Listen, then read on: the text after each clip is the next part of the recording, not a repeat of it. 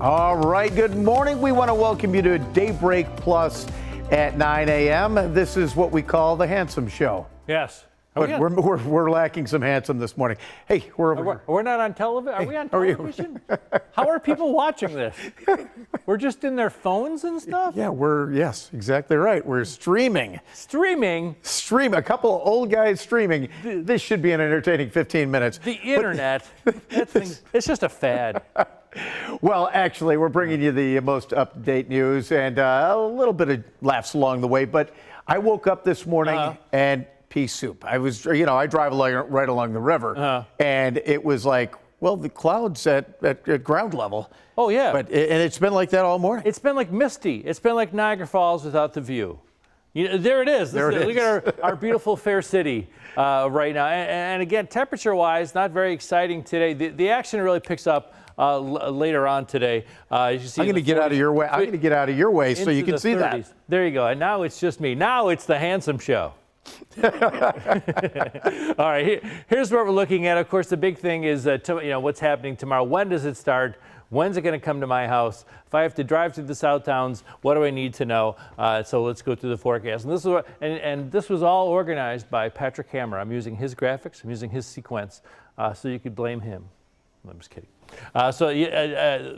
What to expect again today? Today's going to be rain for the morning, a bit of a break right now. Look what's happening upstream from us. Okay, the other Great Lakes. You can already see the lake effect starting to happen off Michigan, off of Huron, off Superior as well. Look at the difference in temperature. Okay, as the system heads our way, and we're not going to quite get Minneapolis is 13. We're not going to get Duluth's 11, but yeah, we're going to get temperatures in the 20s. And yeah, you can see downwind of the Great Lakes, which of course where Buffalo is where the lake effect is expected to hit. So the timing now, future look. We're going to have a snow map ready to roll after this. Talk about your day today. Relatively benign until about midday or so. Rain, and I think it's going to be mainly rain for a majority of our viewing area, maybe some wintry mix in the southern tier, turning to all snow into the afternoon. That is not a lake effect band. That sets up later on. I would say this evening is when it will first sort of get its act together. Sort of disorganized for the first few hours and overnight as well. Tomorrow morning is when we expect the lake effect bands to impact travel, especially the thruway, Chautauqua County, the 219 corridor. Between Ellicottville and Boston, New York, some potentially hazardous travel. I'm storm tracking tomorrow, and I asked Patrick, where should I drive around? And I think I'm going to pick the 219 around the hills of Kissing Bridge, the Glenwood area. That's where I'm going to be tomorrow, tracking the snow. Later on, the band is expected to migrate northward. Toward Buffalo as well, and it's the northern edge of the band, similar to last week. The areas that got the most snow last week are going to be the areas that will get a lot of snow this time around. I think especially, we have the snow map ready to roll. I think it is southern Erie County and the northern parts of Chautauqua and Cattaraugus County. Stop me if you've heard this record before.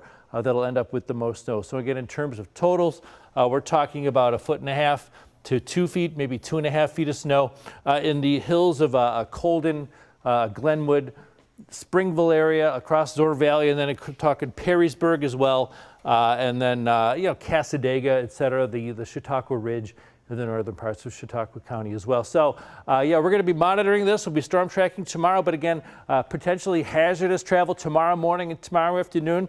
We do expect some closings across western New York as well. Pete? All right, thanks very much, Kevin. I know the Bills have been keeping particular watch on that because they got to get out and practice tomorrow. But we are talking about the new Bills Stadium this morning. It's something a large part of the community is also talking about. That project cost $2 billion, and it's part of a deal. And as part of the deal, its team has to invest back into the community. $3 million a year over 30 years. It's a $110 million commitment, and they want to make sure this happens the right way. The Bills released a report Tuesday showing that they are making good on their promise. They showed they're over their goals of contracting women and minority-owned businesses and just slightly behind when it comes to service-disabled, veteran-owned businesses. But last night, Kev, the committee held its first public meeting, and some of the neighbors who spoke are from the Jefferson Avenue area. And why is that significant? because that's the birthplace of the Bills, that neighborhood, you know, the old rock pile right there in the neighborhood. And here's what some of them had to say. There's a lot of disappointment around the fact that even though Buffalo Bills have done great since they left my neighborhood. You started in our neighborhood. That's right. We built up the Buffalo Bills because we supported that team, and we still support that team. And as much as I love all of that, it's wonderful. But there still has to be a commitment. We are still waiting for you to turn around and come back to our neighborhood and come and help us where you left us. We're still there. We're still waiting. And there still has to be a commitment that comes back to that neighborhood. Change. Bring some change. So the average person on the streets of Maine, Jefferson, Fillmore, Broadway, Genesee can come to a game. If it had been, the stadium had been here in Buffalo, right downtown, they'd be at the games. Now they can't make it. Yeah, once again, this is all part of the community sharing mechanism within the stadium deal. $3 million over the next 30 years per year. That's $110 million, and they're going to be investing into community services, youth services, everything to try and boost up areas of Buffalo. And it's just the start of the process. And the people of Jefferson Avenue want to make sure their voice is heard. Well, it's important. You and I are born and raised in Buffalo. I did give back to the city. I'm a season ticket owner. We're waiting for our tour. Yeah, we're waiting for the PSL, what it's going to be. But just the fact that there's a portion of it getting back into the city it's always a good thing. Yeah, and these are folks who remember the Bills practicing in the parking lot outside of the old rock pile. So there you go. We're also celebrating another star here in Western New York. We're also talking about West Seneca's Sydney Sterlace. She made us all proud during her journey on The Voice. Last night, it was the finale. She was a finalist. She came in third place and actually got to perform with her singing coach, Gwen Stefani.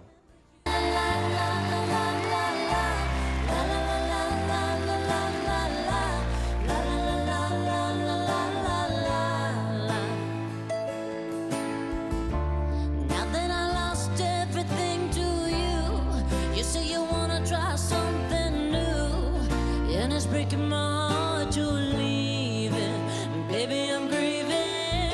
But if you wanna leave, take good care. I hope you have a lot of nice things to wear. But then a lot of nice things turn bad out there. Ooh, baby, it's a wild world. It's hard to get by just upon a smile.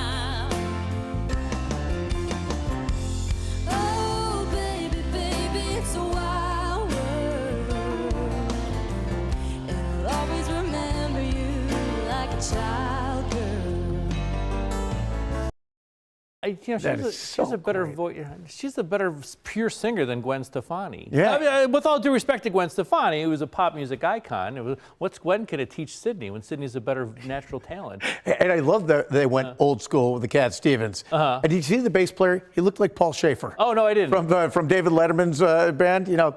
But yeah, good job, Sydney. That's terrific. Just incredible. What's it going to be like for her to go back to your alma mater? Oh yeah, after this journey. You know, I'm still not on the wall of fame at West Seneca West, which only leads me to the conclusion that apparently grades were a factor. Yeah, maybe. You know, that's nothing a Sharpie can't correct. I guess. I guess they don't want to put a C+ student on the wall of fame there at West Seneca West. But no, but Sydney, you deserve it. It's fantastic. Congratulations to you. Yeah. And we'll see you at the top. Yep. Well, another star is set to grace Western New York in less than 1 hour. Tickets are going to be going on sale for Kevin Hart at Shea's. This was just announced, and the award-winning comedian added a fourth show at Shea's because the previous 3 sold out. The dates are now January 22nd through the 25th. Tickets are going for about $100 a piece before taxes. That's a lot of bucks. A lot of money. Yeah, not these. But 3 shows sold out? Well, Yeah, there you go. And you didn't have to sleep out at Harvey and Corky. oh my God, remember that, man? Yeah, that's right. Well, we are also just months away from one of Buffalo's biggest food festivals. And we got some new information. The National Buffalo Wing Fest, you remember a few years back, it moved out to Right. Highmark Stadium Right. and the home of the Bills. Well, Drew Cerza has said that it's time to go back to its original location. Salem Field this year, being downtown, he says it's the perfect backdrop for the event, which is held every Labor Day weekend. And it's become such a huge Buffalo tradition. Okay, this is why I went once and I didn't have a great time, and this is why. It's a great event. But my problem was I don't have enough hands. I only have the two.